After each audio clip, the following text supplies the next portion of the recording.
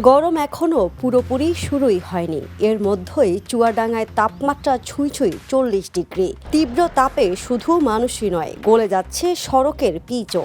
চুয়াডাঙ্গায় আগেভাগেই তাপপ্রবাহের দাপট দেখা যাচ্ছে। বৃহস্পতিবার বিকেল ৩টায় জেলার সর্বোচ্চ তাপমাত্রা রেকর্ড করা হয়েছে ৩৮.৫ ডিগ্রি সেলসিয়াস। বাতাসের আর্দ্রতা ছিল ৩৪%।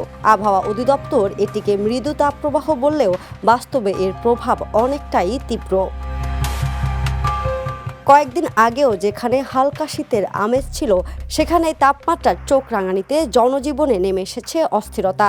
খরতাপে পুড়ছে শহর, বৃষ্টিহীন আকাশ যেন আগুন ছড়াচ্ছে।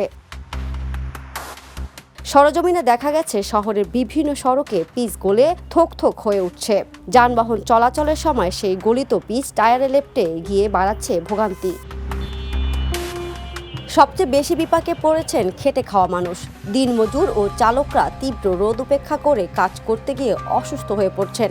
অনেকেই কাজ কমিয়ে দিতে বাধ্য হচ্ছেন, ফলে কমছে আয়, বাড়ছে দুশ্চিন্তা। স্থানীয়দের ভাষায় চুয়াডাঙ্গার আবহাওয়া বরাবরই চরম। শীতে কনকনে ঠান্ডা আর গরমে দহন। তবে মৌসুম শুরুর আগেই এমন পরিস্থিতি ভবিষ্যৎ নিয়ে নতুন শঙ্কা তৈরি করছে।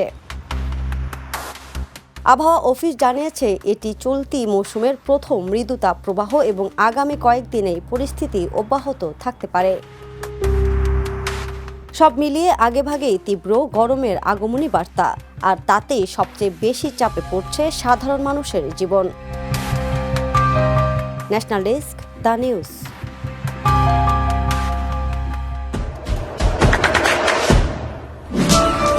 দেশে দেশে সবার সাথে দ্য নিউজ।